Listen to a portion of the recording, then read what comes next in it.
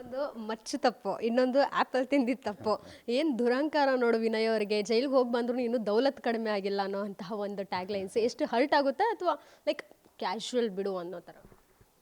Madam, ನಾನು ಹೇಳ್ದಾಗೆ ನನ್ನ ಬಾಡಿ ಲ್ಯಾಂಗ್ವೇಜ್ ಇರೋದೇ ಹಾಗೆ.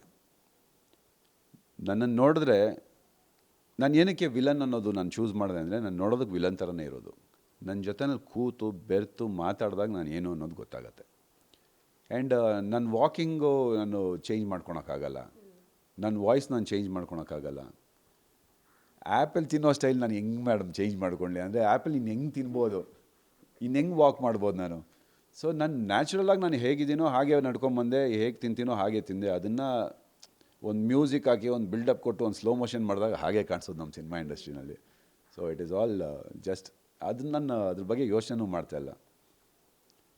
ಜನರಿಗೆ ಖುಷಿ ಆ್ಯಂಡ್ ನಮ್ಮ ಫಾಲೋವರ್ಸು ಅದನ್ನು ಒಂದು ಬೂಸ್ಟ್ ಮಾಡಿ ಅವ್ರಿಗೇನೋ ಪ್ರೀತಿ ತೋರಿಸ್ತಾ ಇದ್ದಾರೆ, ತೋರಿಸ್ಲಿ, ಅದನ್ನು ಪ್ರಾಬ್ಲಮ್ಮೇ ಇಲ್ಲ ನನಗೆ.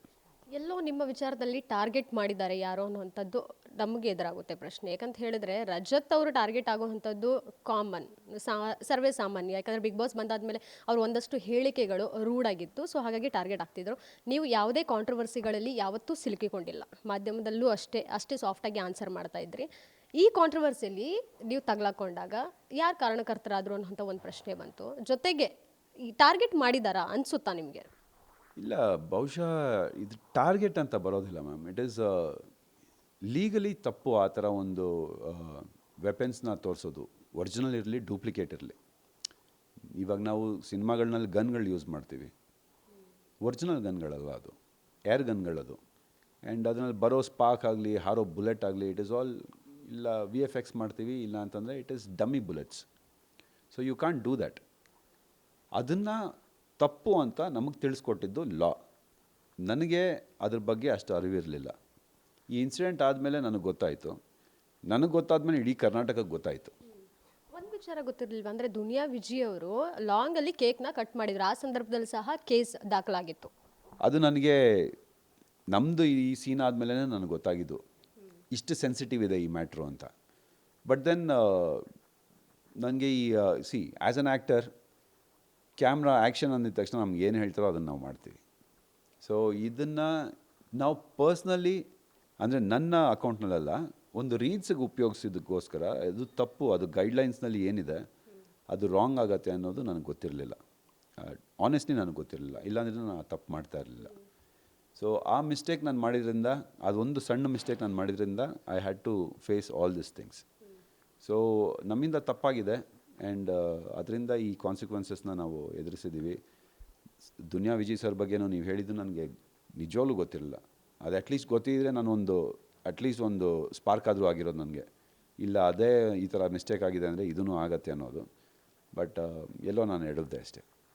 ಸೊ ಕಟ್ಟ ಕಡೆಯ ಪ್ರಶ್ನೆ ಅಂದರೆ, ವಿನಯ್ ಅವರು ಮತ್ತೆ ಲಾಂಗ್ ಹಿಡಿತಾರ? ಇಲ್ಲ, when it comes to my profession definitely, but not my personal ರೀಲ್ಸ್ಗಾಗಲಿ ಅಥವಾ ಈ ಥರ ವೀಡಿಯೋಸ್ಗಾಗಲಿ ಇನ್ನೊಂದಕ್ಕಾಗಲಿ ಮತ್ತೊಂದಕ್ಕಾಗಲಿ ಅಲ್ಲ. ಆನ್ ಸ್ಕ್ರೀನ್ ನೀವು ಥಿಯೇಟ್ರಿಗೆ ಬಂದು ನೋಡಿದ್ರೆ ಡೆಫಿನೆಟ್ಲಿ ನಾನು ಇಲ್ಲ ಇಲ್ಲ ಇಲ್ಲ ಆ ಕ್ಲಾಸ್ಗೆ ಬರೋದಿಲ್ಲ ಡೆವಿಲ್. ಯಾಕೆಂದರೆ devil is a very different class.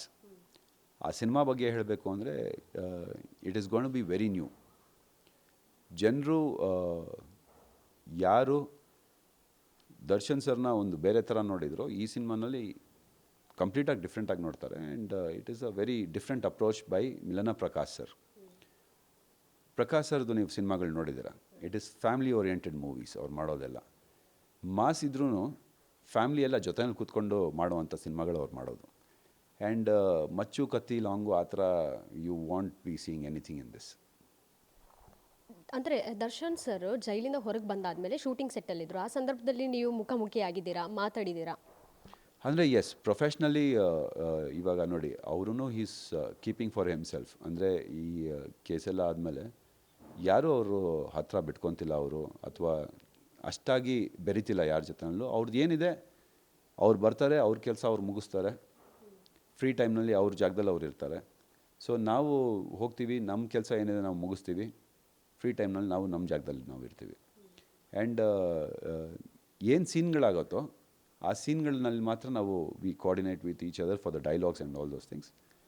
ಈ ಥರ ಅವರು ಗೈಡ್ ಮಾಡ್ತಾರೆ, ಈ ಥರ ಮಾಡಬೇಕು, ನಾನು ಈ ಕಡೆಯಿಂದ ಬರ್ತೀನಿ, ಮಿಲನ ಪ್ರಕಾಶ್ ಸರ್ ಈ ಕಡೆಯಿಂದ ಬರಬೇಕು, ಆ ಕಡೆಯಿಂದ ಈ ಥರ ಡೈಲಾಗ್ಸ್ ತೊಗೊಳ್ಬೇಕು, ಗೈಡ್ ಡೈರೆಕ್ಷನ್ಸ್ ಕೊಡ್ತಾರೆ, ನಾವು ಅದನ್ನು ಫಾಲೋ ಮಾಡ್ತೀವಿ ಅಷ್ಟೇ.